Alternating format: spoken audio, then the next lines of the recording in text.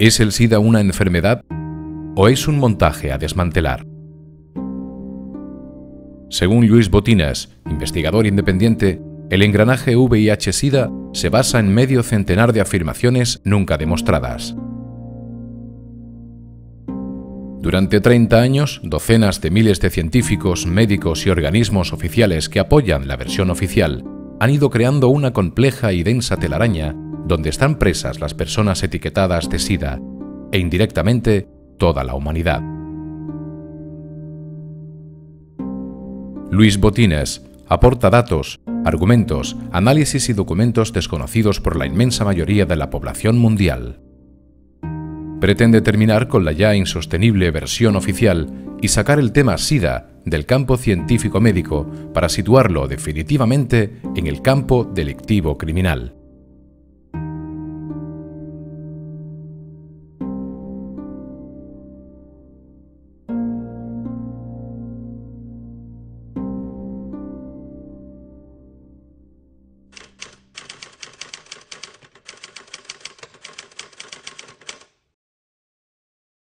Exactamente el 5 de junio del 81, el boletín de los CDC, de los Centers for Disease Control, que se llama Morbidity Mortality Weekly Record, publica un articulito de apenas una página y una sexta parte, que es el inicio de la bola de nieve del SIDA, es empezar a rodar la bola de nieve. Este artículo lo publican los CDC con una nota editorial que es casi tan larga como el artículo y en el cual, o por casualidad o ya intencionadamente, se orienta a que algo se está contagiando en las relaciones entre homosexuales. Y nada da pie a esta sospecha o esta orientación que se lanza en la nota editorial, porque justamente el doctor Gottlieb en su articulito deja muy claro que estos 5 homosexuales no se conocían entre sí, ni se habían encontrado relaciones comunes, amistades comunes entre ellos. Por tanto, ¿cómo se podía estar transmitiendo algo entre homosexuales que ni siquiera se conocían? Al mes siguiente aparece otro artículo, también en la misma revista, hablando de sarcoma de Kaposi en homosexuales, y a partir de ahí ya se consolida que algo está arrasando entre homosexuales, y esto es lo que es esta primera mentira, la que va a exigir después todas las posteriores mentiras. La primera mentira es que algo contagioso, por lo tanto gérmico, se está contagiando entre homosexuales y que se caracteriza por una inmunodeficiencia y, o casualidad, desde casi el primer momento se presenta esta cosa nueva que no se sabe qué es, se la presenta como inevitablemente mortal. Esto ya nos tendría que haber hecho sospechar entonces, pero mucho más ahora, de que estábamos en presencia de un montaje, porque si realmente aparece algo nuevo, hay que hacer un seguimiento durante 6, 12, 18, 24 meses de 2 personas infectadas que lleguen al hospital, y si todas mueren, se llega a la conclusión de que esto es inevitablemente mortal, pero no se puede estar partiendo de que es inevitablemente mortal.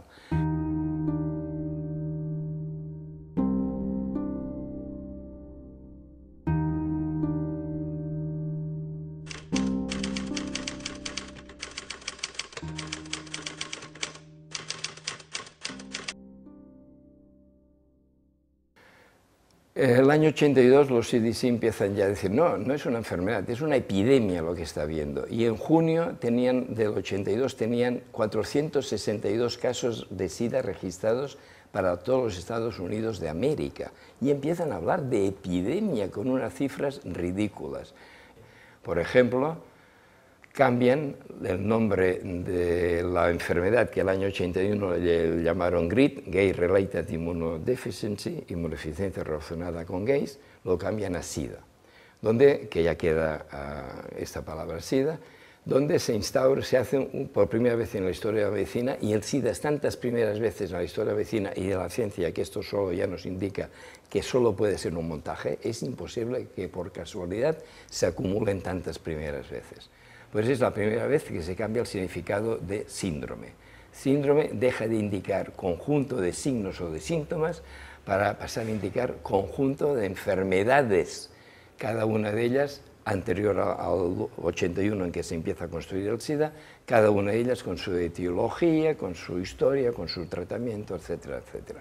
Pero es que además no es un conjunto de enfermedades, es un conjunto creciente de enfermedades, porque resulta que por primera vez en la historia de la medicina, los CDC han ido cambiando la definición de SIDA cuando han querido, y detrás de ellos la Organización Mundial de la Salud, los gobiernos de todo el mundo, los ministerios de sanidad, las universidades, los políticos, los periodistas, etcétera, etcétera. Porque el SIDA empieza a arrancar el año 81, como he apuntado, en torno a dos enfermedades, PSP y neumonía policística carini y sarcoma de Kaposi, pero cuando el año 83 los CDC ya lanzan la primera definición oficial de SIDA, ya han introducido 10 enfermedades más, o sea que pasan a ser 12. Pero es que el 85 introducen 6 más, pasa a 18. El 87 meten 8 más, pasa a 26. En el 93 aún incorporan 3 más, pasan a 29. Pero digo 29 por decir un número, porque resulta que en unas ciudades en unos países 26 y en otros puede llegar hasta 31. O sea que esta chapuza es tal que puede haber 5 enfermedades más o menos metidas en el saco del SIDA, consideradas oficialmente definitorias de SIDA. En el SIDA según ellos, dura 31 años, según ellos hay una epidemia y según ellos han cronificado el SIDA, con lo cual nos están fabricando una epidemia crónica, que es el sueño de los especialistas del SIDA, es el sueño de las multinacionales farmacéuticas, es el sueño de los políticos que quieren usar el terror para controlar a la población, es el sueño de quienes quieren castrar sexualmente, etcétera, etcétera, etcétera. Luis Botines es el escritor del primer libro que se ha publicado en el mundo dirigido exclusivamente a desmontar el SIDA. Un segundo libro, El VIH-Sida es una ficción, mucho más extenso y detallado, espera por ahora en los cajones de las editoriales. Activista político y social desde su juventud, en los 90 formó parte de la Asociación Cobra, una de las primeras en España en avisar de que el AZT era un veneno para el cuerpo. Pero sus interrogantes en torno a la versión oficial del SIDA fueron aumentando con el tiempo y desde hace más de 20 años se dedica casi exclusivamente a investigar este tema. En 1999 crea la Asociación Plural 21, Asociación para el Cuidado de la Vida en un Planeta Vivo, y se declaran primer territorio libre del montaje SIDA en el mundo.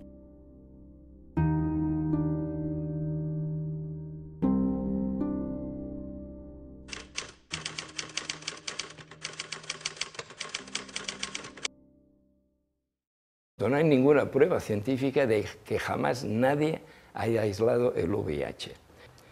El primer interrogante fue el tema de la transmisión sexual, porque al cabo de pocos meses, ya que caramba, la mayoría de parejas que vienen por aquí, parejas estables, con heterosexuales con hijos de 9 años, homosexuales con pareja toda la vida, resulta que uno es seropositivo y el otro es seronegativo.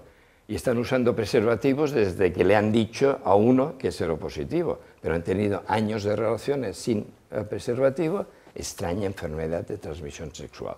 Este fue el primer interrogante por nuestra simple observación. El segundo ya fue sobre el tema de la epidemia. Claro, si nos dicen cada minuto 6 nuevos infectados en el mundo, esto impresiona mucho. Nos dijesen en el mundo por minuto o por segundo incluso cuántas personas mueren de cáncer del corazón, de hepatitis o de accidente de tráfico, la cifra sería bastante mayor. El tercer interrogante fue el tema de si el VIH o no es la causa del SIDA. Y ahí entiendo las resistencias que puedan poner personas que vean esta entrevista o incluso que les salga agresividad contra mí. Peter Duesberg es un virólogo de reputación mundial, miembro de la Academia Americana de Ciencias, profesor del Departamento de Biología Molecular y Celular de la Universidad de California y que había sido propuesto a candidato Premio Nobel por sus investigaciones en retrovirus. En marzo de 1987, publicó en un artículo científico que no creía que el virus VIH causara el SIDA. Su cuestionamiento de la hipótesis oficial causó una retirada de fondos para sus investigaciones, así como dificultades a partir de entonces para la publicación de sus trabajos en revistas científicas. Aún así, ha ido publicando sus tesis en libros como SIDA, ¿hemos sido engañados? O su más reciente trabajo, Inventar el virus del SIDA. Lo marginaron en la facultad, ha habido presiones para que lo echasen, por ahora afortunadamente no ha ocurrido, pero sí que ha pagado duramente el haberse atrevido a cuestionar que el VIH es la causa del SIDA.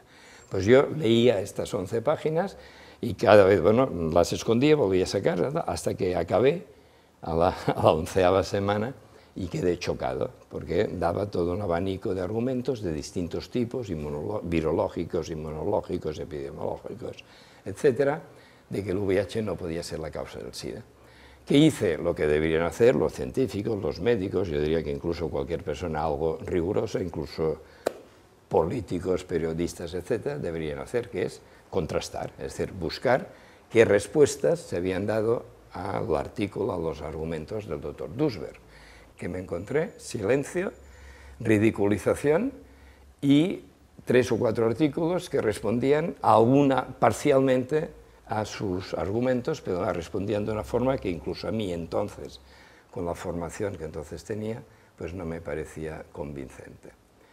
Vamos a volver al virus. Si nunca se ha aislado, ¿qué ocurre con los miles de artículos científicos publicados en todas las revistas científicas que defienden que sí que existe?